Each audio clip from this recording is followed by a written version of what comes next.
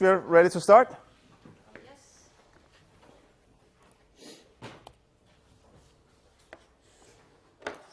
Great. So the topic of today is feature selection. I'm going to spend probably the next 20-25 minutes talk about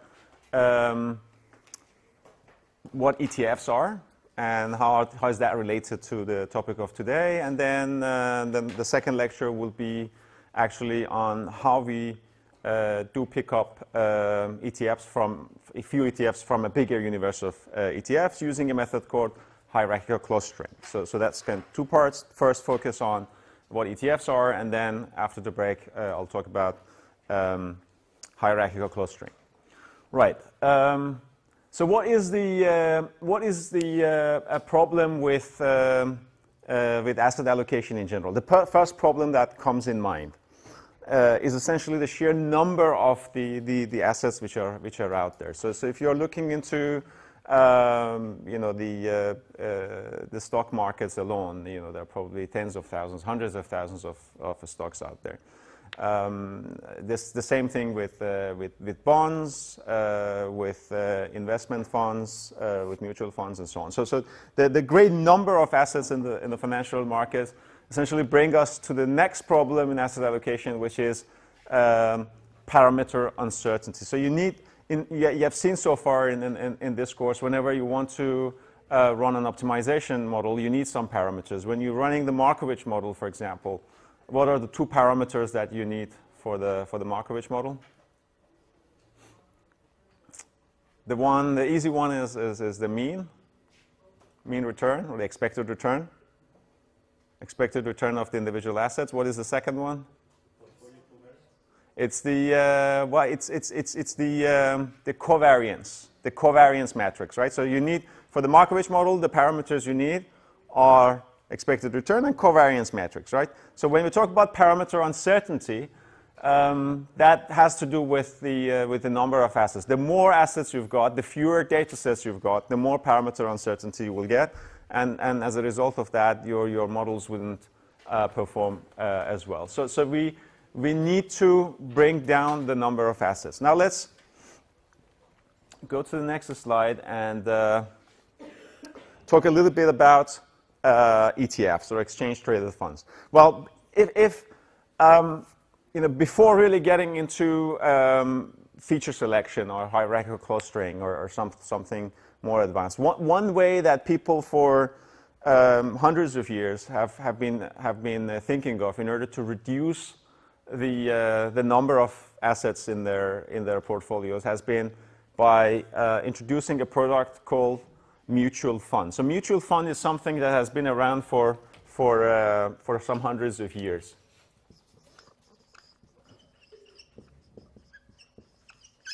Right?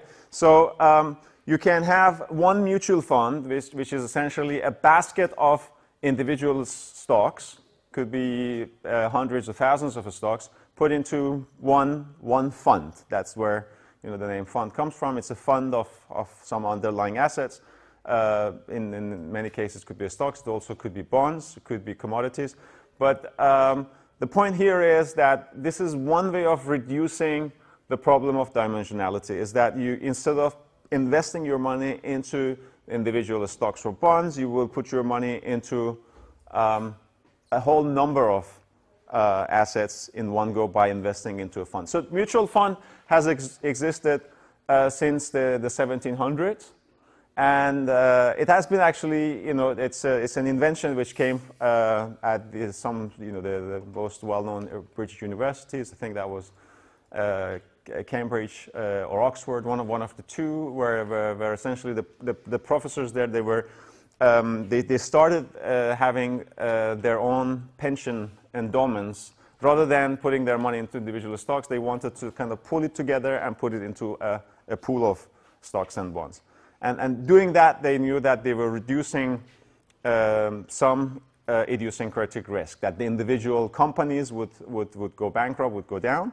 But if you're diversified enough, if you put your money into many enough companies, then the whole fund is not going to go down. So that there is kind of a statistical truth to that. That's why it's been a good idea. It's been around for several hundred years. Now, in 1993 or 4, so I think it was 1993, we got kind of the next version. We got the mutual fund version, 2.0, if you like, which is called an exchange traded fund. So an exchange traded fund, in a way, is not really, in that sense, too much of a new innovation in the investment industry. It builds up on the idea of a mutual fund, but from an engineering point of view, it's actually it's bringing in lots of nice kind of bells and features, bells and whistles into how you would go about pulling together a number of stocks and funds, which make this much more efficient. I'm not going to go through the details of how that process works, but essentially the main point behind that is that this is done much more efficiently and much more cheaply compared to standard classical mutual funds. And here the last two words, or the first two words essentially, the exchange traded. So you can think of a mutual, an exchange traded fund as a mutual fund which can be traded on an exchange in the same way as you can do it with any given stock, right? So the idea here is, just to put it into perspective, many of the mutual funds are not being traded on exchanges. So you can buy them. You can probably buy them on some investment platform, and they might some of them they might cost you somewhere between 1 to 3%, let's say, 1 to 3% of your assets under management. So for every $100,000, you will be paying $1,000, $1,000 to $3,000 a year just in management fee for being in the mutual fund. That kind of would be an average price of such structures. So the main kind of genius of this exchange traded funds is that you can get the same, or probably even much more variability in the underlying stocks and bonds, and you can get it at a much lower price. So the price here is not 1 to 3%, but that's more like maybe 0.1 to 0.3%. There are some of them which are a bit cheaper, but you see this is a factor 10 cheaper, and that's where kind of the engineering and the innovation comes into the picture. So exchange traded funds, you can think of them as more or less computerized mutual funds, right? Is this like an index fund? Well, you can have an index fund. You can have an index fund as a mutual fund or as an exchange traded fund. So the fact that it's an index fund, that means that it's following an index. So it's actually, but it's true that many exchange traded funds are index funds, but so are also quite a number of mutual funds. So I talked, I think that was a couple weeks ago, about index tracking.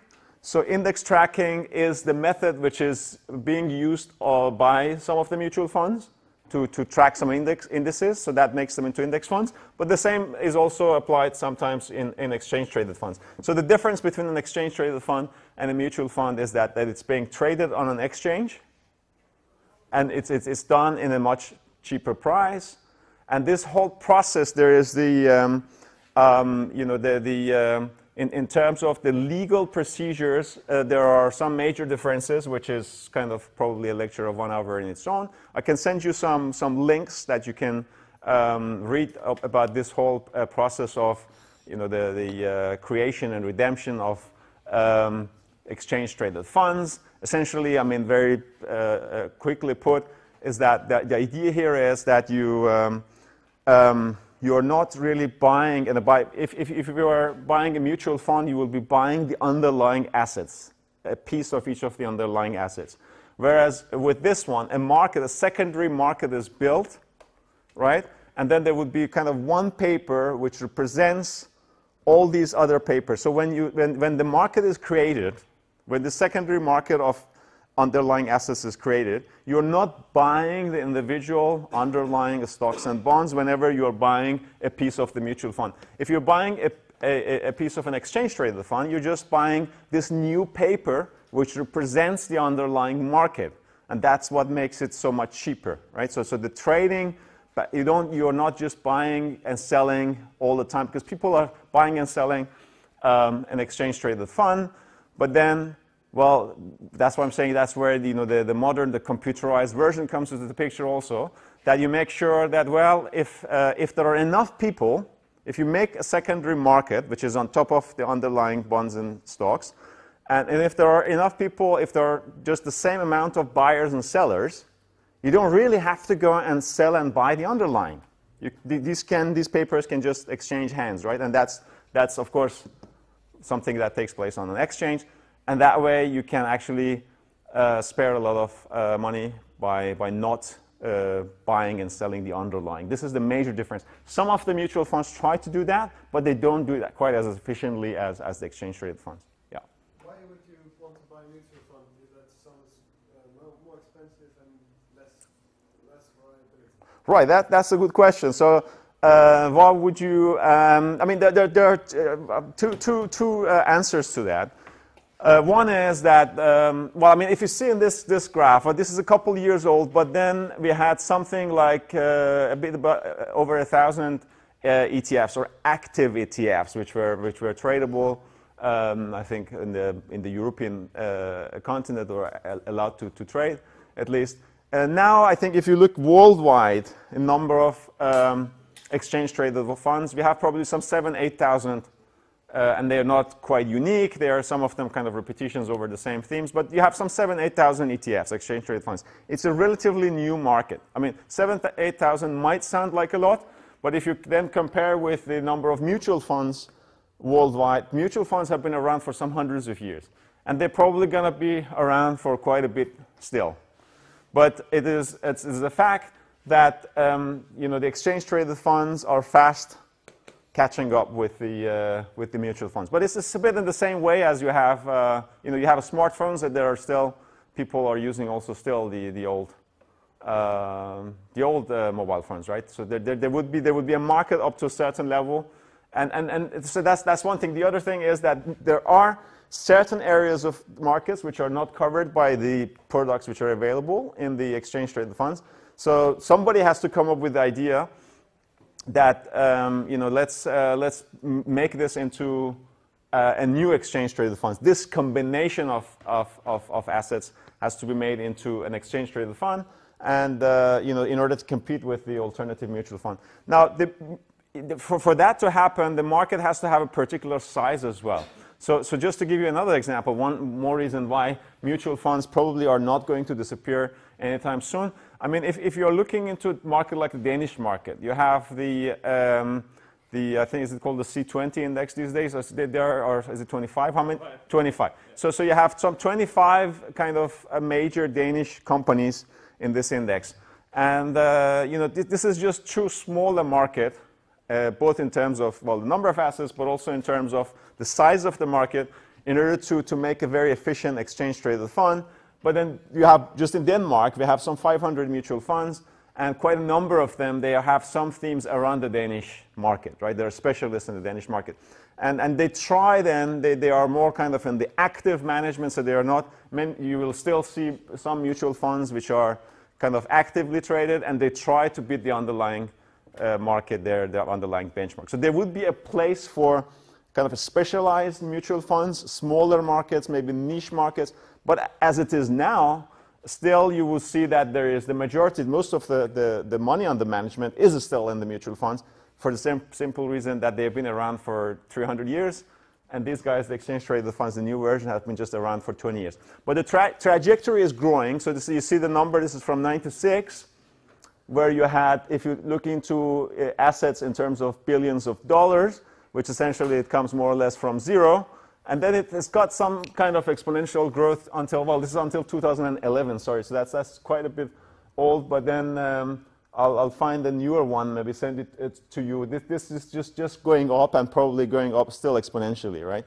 So I think The projections are that by 2025, maybe by 2030, then the two markets will more or less have the same size. As it is now, still, mutual funds is maybe, in the worldwide, I think that they have somewhere like 90% of the total kind of fund market, and the exchange-traded funds have maybe something like 10%.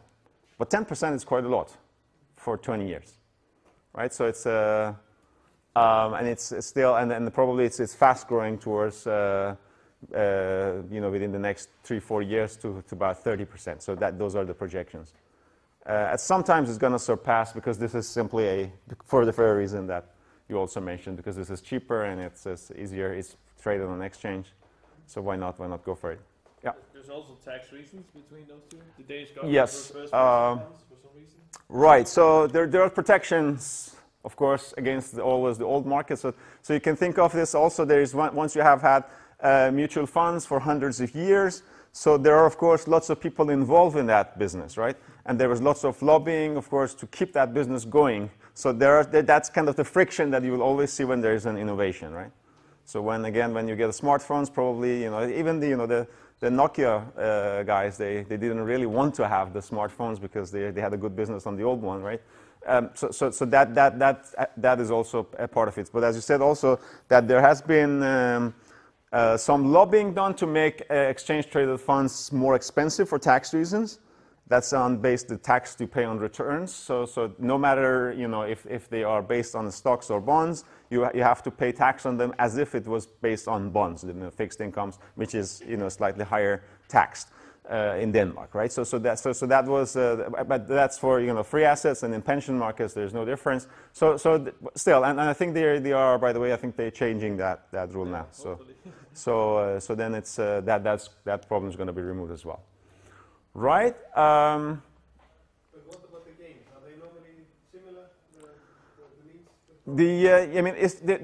That's the thing. So it's quite interesting. I've done actually a couple of master thesis projects here where we're trying to compare performance of exchange-traded funds with mutual funds, right? And normally, if you have if you have a mutual fund, which essentially the only thing it's doing is tracking an index, right? Then you should go with that, right? So the exchange-traded funds, when you have like passive following a passive strategy, following a market passively, then of course you have to just try and do it as cheaply as possible. And then definitely ETFs is the way to go. So tracking indices, tracking markets, especially the bigger markets, then definitely exchange-traded funds are outperforming with a great amount the mutual funds. Now, there are areas where exchange-traded funds are not covering, and there are some kind of mutual funds managers which are doing a good job. Normally, it's more on the area of the active area, but then many of those active traders are not doing a very good job either. So there are some areas where they are not overlapping, so it's not directly possible to compare them only based on their price. But if they are trying to follow the same index, then ETF is the way to go. But as a realization of that, also be aware that there are other things as well, because sometimes you will see mutual funds, like funds of funds, where based on exchange-traded funds. So now it makes still sense for some people running mutual funds to try and make their mutual funds as cheap as possible, probably not as cheap as this, but by using exchange-traded funds as building blocks of their portfolio. So that is also something that we are seeing as well. And the reason why that could be a good idea is that many of the providers of these exchange-traded funds, they are really big international money managers. Like if you've heard of the name BlackRock, this is the biggest money manager worldwide, which stands behind this brand of exchange-traded funds called iShares. So iShares is the brand that BlackRock is running, and so for the normal average investor, many times probably they've never heard of the name BlackRock or iShares, so they probably would be a bit kind of afraid to go and directly buy those mutual fund, those exchange-traded funds from BlackRock or for some investment platform, even though it's quite cheap. because, well, they don't know what that is. I mean, ETF is just 3 letters for all they care. But if they have a local bank which is offering a mutual fund, that mutual fund, that it's a question of branding essentially, can make a portfolio of iShares exchange traded funds and probably mix it with some other flavors, if you like, and make it into a portfolio fund of funds. And then they can charge 0.5% to 1% and would be still cheaper than some of their competitors in the mutual fund markets. And we see quite a bit of that as well. I mean, you've heard of the term robo-advisors, robo-investment advisors and so on. So many of them are actually trying essentially to do that. Some of them try to build their own mutual funds based on exchange-traded funds. And then, then the mutual funds, which are funds of funds, are not traded on the exchange, but the underlyings are traded on the exchange. So you have the middleman, which is trading on your behalf, putting the underlying funds together. Because it's still, even though for you probably, for hopefully all of you in this class, it would be, it should be you should be confident enough to go directly and make a portfolio and buy exchange-traded funds in your own portfolio. For most people, most average investors, they might not have that sophistication to do it themselves. So there is still a need for a middleman to help them, to either to advise them on how to make a portfolio like this, or one other way of advising is just to build a mutual fund which is made of this exchange-traded funds, and then just sell it to them as a package, right? So many people say, well, just do it for me and make sure that the mutual fund is being, you're shuffling the underlying exchange-traded funds once in a while. So there would be still reasons for mutual funds to exist for, for quite a while. Right? Does that make sense? So you get the notion what an exchange-traded fund is. Back to our topic, the kind of the main reason why exchange-traded funds, the same as mutual funds, are an interesting product is that they reduce dimension, right? So it brings down. That's kind of one, the kind of first step you do to bring down the number of assets from hundreds of thousands of assets, maybe millions of assets worldwide, down to now we are in the, if you're looking into the mutual funds, maybe we're in the tens of thousands. If you are in the ETF world, we are in the thousands, right? So thousands are already much better than millions, right? So this is kind of the first big step towards reducing dimensionality, reducing a lot of risk, and at the same time kind of making it cheaply available at the same price, more or less. I mean, this is a bit more expensive than trading individual stocks, but not so much really. That's, I mean, if you are down to around 0.1%, then it's just quite competitive with this essentially trading individual stocks, more or less. Right. So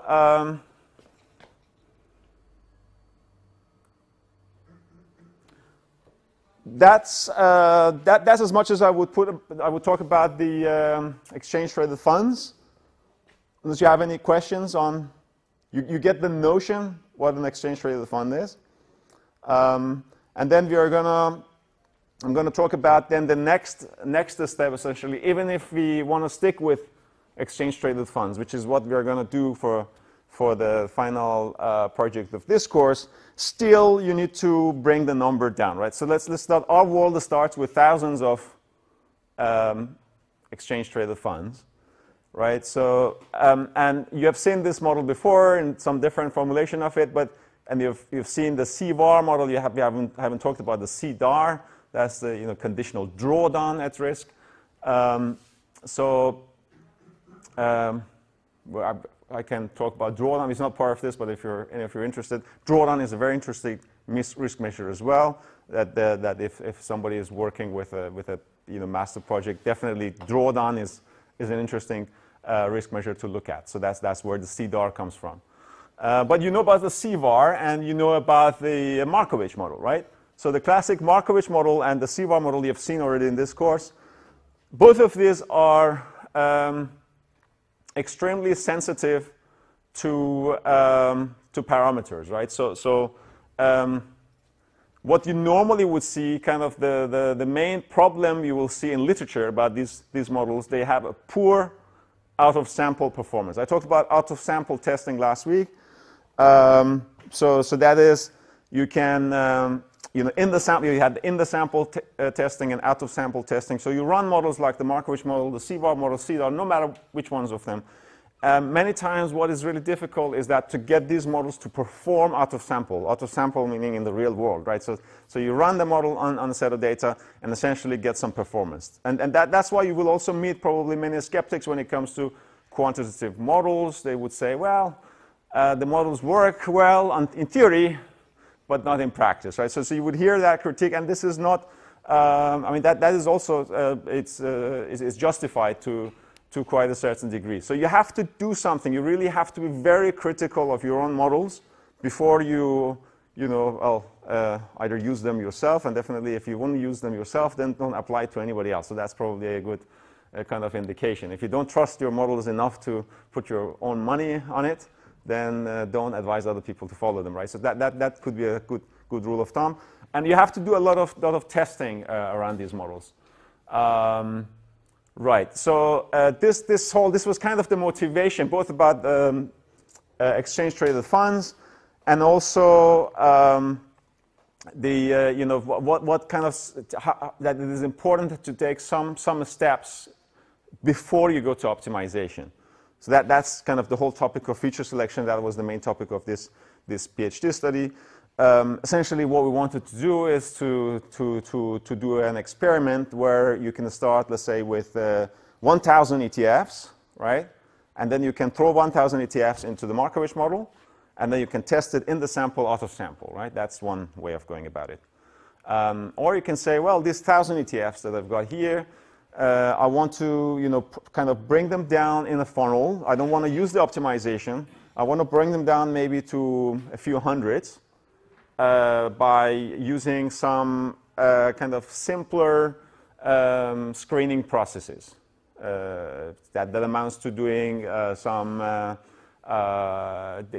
database queries, asking some logical questions like, well, I mean, I want them to be comparable in one way or the other. I want them all to be cheap. I want them to have at least 10 years of data. I want them all to be index tracking, right? Index funds. So you want to make your universe as comparable as possible. And that's not really a question for optimization, right? So you want to ask those questions before you get to optimization. And then you can do more than that. Then you can use a method like clustering, which is essentially the topic I'm going to talk about after the break, to categorize those assets which are seemingly similar, but still they're some of them even more similar to each other. Then you want to find out which ones are different in terms of their correlation properties, for example. And you want to bring the number even further down to maybe 10, 15, 20 assets before you go to optimization. So the natural question which comes here is that what is the optimal number of assets that you want to put into an optimization engine, right? And how do you measure that, right? So can you say, well, we know somewhat that if I put 1,000 assets into Markovich optimizer, it's gonna just, what it's gonna do is very poor out-of-sample performance, right? But if I'm gonna put 5, maybe it's too few, and but then the question is how to come down to 5. So that's the next question. I know that 1,000, if that was my starting point, is too many for our optimization. So the steps, how you come down from 1,000 to, let's say, 10, 15, or 20, and then experimenting with how many would actually be a good number for optimization. These are kind of still open questions. We researched some of these topics in this PhD, got some interesting results, and published a few papers around this topic. I can also link those to you later if you're interested to know more about that. So what we're going to do today is just to introduce you in the second lecture to a few quick steps. How do we come down from, let's say, 1,000 to 15, which I would say probably I mean, 15 is more or less, it introduces enough diversification into a model like Markovich. that would give you more or less the same out-of-sample results if you, or maybe a bit better even, if you had 30. Definitely would give you better out-of-sample results if you give marker weights 300, right? So that we know, but how exactly, that's a question of experimenting and doing the repetitions again. All right, I think I'll stop for now. So we take 10 minutes break, so start again at 2:30.